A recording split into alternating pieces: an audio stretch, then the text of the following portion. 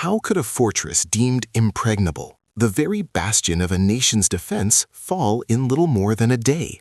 What new and terrifying form of warfare could shatter concrete and steel, rendering the strongest fortifications of the era utterly obsolete in a matter of hours?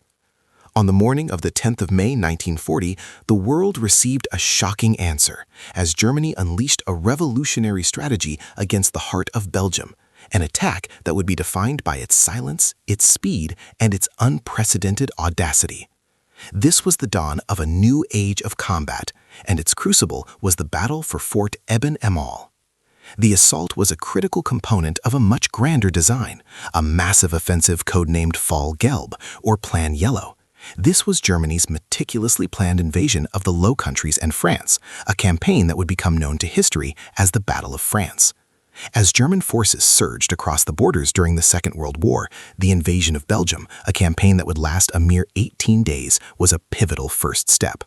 Central to this plan was the implementation of a new military doctrine, a terrifying concept of warfare first tested in Poland the previous September: Blitzkrieg, the lightning war. It was a strategy built on speed, surprise, and overwhelming force, designed to create psychological shock and physical dislocation in enemy forces. For this lightning war to succeed in Belgium, however, German planners recognized a colossal obstacle standing in their path, a concrete and steel behemoth whose guns had to be silenced. This obstacle was Fort Eben-Emael, a seemingly unconquerable Belgian fortress that stood as a silent sentinel guarding the nation's eastern border. Its strategic position was paramount. Its powerful artillery emplacements dominated several critically important bridges spanning the Albert Canal.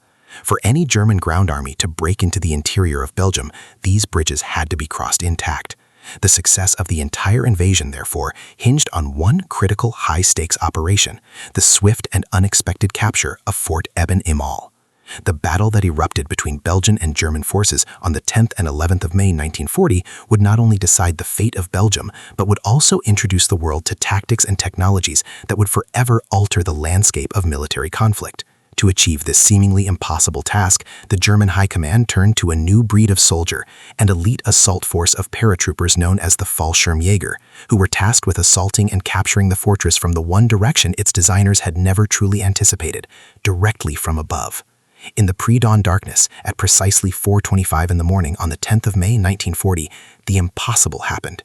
The Belgian defenders within the fortress, alert for the rumble of tanks or the roar of bombers, heard nothing but the whisper of the wind. Then, out of the silent sky, 9 German gliders skidded to a jarring halt upon the grassy hilltop of the most heavily defended fortress in Europe. From these engineless aircraft emerged 71 highly trained German Fallschirmjäger, their sudden appearance a ghostly and terrifying omen.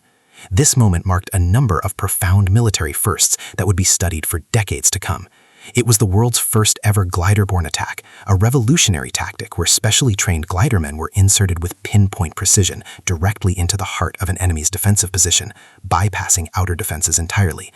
Even more significant, perhaps, was the first combat use of a devastating new weapon: hollow shape charge explosives, devices engineered specifically to breach the very steel and concrete fortifications that were, until that moment, considered impregnable by military engineers across the globe. As the elite German Fallschirmjäger fanned out across the roof of the fort, they began their systematic work of destruction. They were not there to engage in a prolonged siege, but to decapitate the fortress with surgical lethality. Placing their huge hollow charges against the armored cupolas and concrete casements, they unleashed blasts of focused energy that no conventional artillery could match. These charges were designed to blast a concentrated jet of molten metal and gas through armor, and they punched through the fortress's thick concrete roof with terrifying ease. The resulting explosions sent debris and a concussive shockwave ripping through the compartments below, killing or stunning all the inmates of the gun emplacements. In the ensuing chaos, the Fallschirmjäger descended into the fortress itself, killing some of the day's defenders in brief, brutal firefights and effectively containing the rest in the lower sections, cutting them off from their primary weapons and command centers. This audacious assault on the fort's superstructure was only one half of a brilliantly coordinated plan. Simultaneously, as the paratroopers on the roof were disabling the garrison and its heavy artillery, the rest of the German assault force had landed in their own gliders near the 3 strategic bridges over the canal. With the fort's main guns silenced by the attack from above, the Belgian defenders at the bridges were left exposed and vulnerable. the German airborne troops swiftly destroyed several pillboxes and defensive positions, overwhelming the Belgian forces assigned to guard the vital crossings. Within a remarkably short period, they had captured the bridges, securing them for the advance of the main German army. The two-pronged attack was a masterpiece of timing and execution. The neutralization of the fortress garrison ensured that the bridge assault teams could complete their mission unhindered by the devastating fire that Eben-Emael was designed to unleash. By the afternoon of the 10th of May 1940, the unthinkable had been achieved. Fort Eben-Emael, the pride of the Belgian military and a symbol of Western defense strength, had effectively fallen into German hands. The remaining garrison, trapped below ground, cut off from communication, and reeling from the shock of the assault, held out through the night, but their situation was hopeless. At 1200 hours on the 11th of May, the garrison of the fort capitulated. The formal surrender took place just 30 minutes later at 12:30.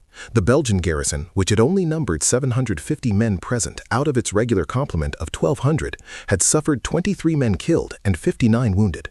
In a stark testament to the effectiveness of the German plan, the attackers from Group Granite, the unit that landed on the fort, suffered only 6 killed and 19 wounded.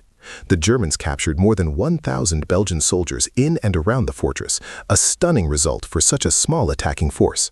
The battle was an unmitigated strategic victory for the Wehrmacht.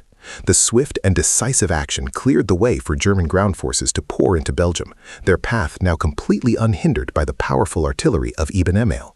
The fall of the fortress sent a shockwave through the Allied command, demonstrating the terrifying potential of Germany's new methods of war. The 18-day Belgian campaign concluded with the German occupation of the country, a direct consequence of the breach created by this single, daring operation. The capture of Fort Eben-Emael remains a legendary feat of arms, a textbook example of innovation, surprise, and coordinated assault that not only sealed the fate of a nation, but also heralded the brutal and dynamic nature of warfare in the Second World War. Thanks for watching. Please like, subscribe, and comment with your thoughts or next video ideas.